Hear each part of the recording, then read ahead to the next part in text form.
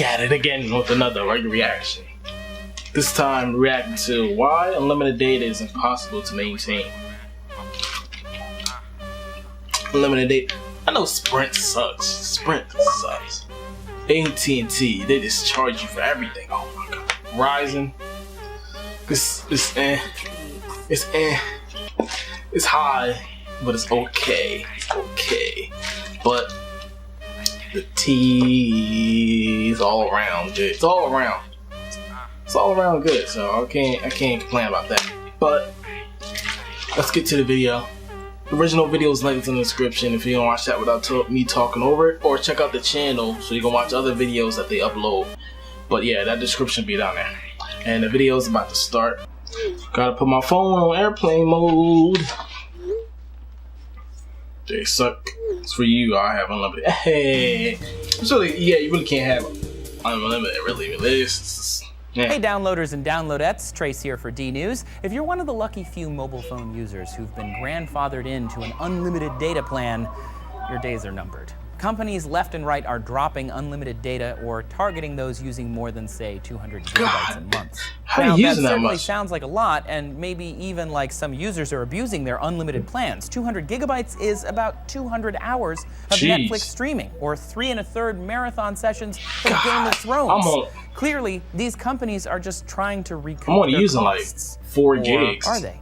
Okay. That's on Data Wi-Fi. is sent over the air by electromagnetic radio waves, similar to the waves used by radio, television, and Wi-Fi. Still Phone don't think that's carriers in much. particular are limited to a certain spectrum. Mobile data tends to run in the 800 megahertz Okay. range, but that range means there is a limited amount of physical space for all the that's data a to lot. flow through. The reason is that each layer of the wave can only hold a certain amount of information. Basically, a cell phone has a virtual pipeline from the phone to the nearest cell tower, which only has so much space in it. You can only send a certain number of bits per second through your personal pipe. In real life, this capacity is determined through something called Shannon's Law, which calculates the physical limit for the amount of data that can be transmitted per second while being bombarded with noise of all the other electromagnetic forces flying through the air. So when you upgrade your phone from 3G to LTE, you're upgrading the encoding of information that you can fit into each slice of the electromagnetic spectrum, and also how much of the spectrum is being used at once. Basically, you're getting a bigger pipe.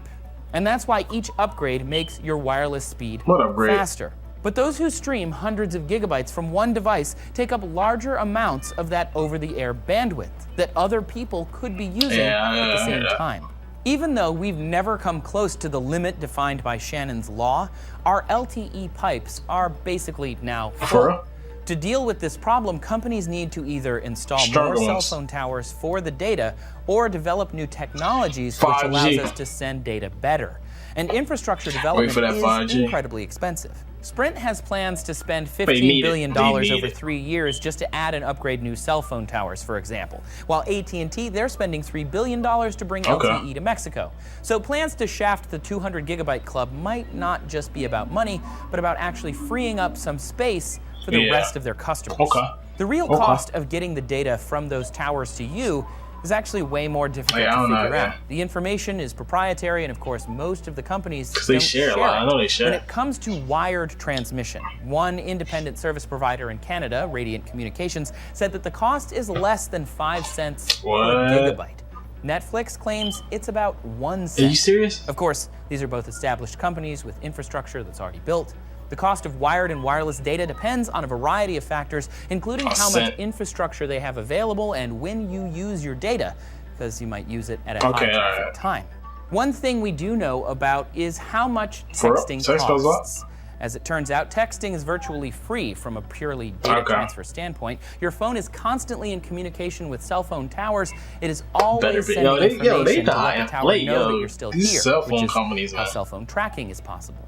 But when you send a text, it simply piggybacks off the existing communication and in particular occupies what is referred to as unused space. It's like going on a road trip and bringing along an extra passenger. Although it's nice to have them pitch in for the cost of the trip, the cost overall is roughly the same with or without them. And in this analogy, instead of chipping in for, say, a tank of gas, the passenger is actually paying for a tanker truck full of gas. Texting costs have been estimated to be over 7,300% higher than what companies would charge for the equivalent amount of data, which is only about 1/1000th of a penny. And while modern unlimited texting plans don't generally comprise such insane overages, texts still cost more than 1/1000th of a cent for the end user for communication that the cell company was already gonna do anyway. Whoever thought of that charging for text thing? They definitely got a corner office and a parking spot.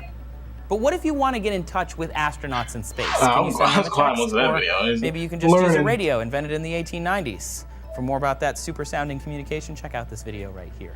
Are you afraid of losing your unlimited data plan? Tell us about it in the comments. Make sure you subscribe for more D News, and thanks for watching. But yeah, I guess that's the end of the video. If you like the video, check out their channel. The link is in the description. It's going to be in the description. The link is in the description. It's going to be left there. But cell phone companies, they some shit. If it's like a penny a text, and like how they used to do it, like you get like 10 cents. It's like 10 cents. If you go over, they charge you 10 cents. And when it's like 1,000 for a penny, you know, that's like 10,000. Yeah, about 10,000 worth of what the text is. So they really making money off of that. But yeah, if you like my reaction, like, comment, subscribe to the channel. And this is your boy A.Rugga reaction. And my God.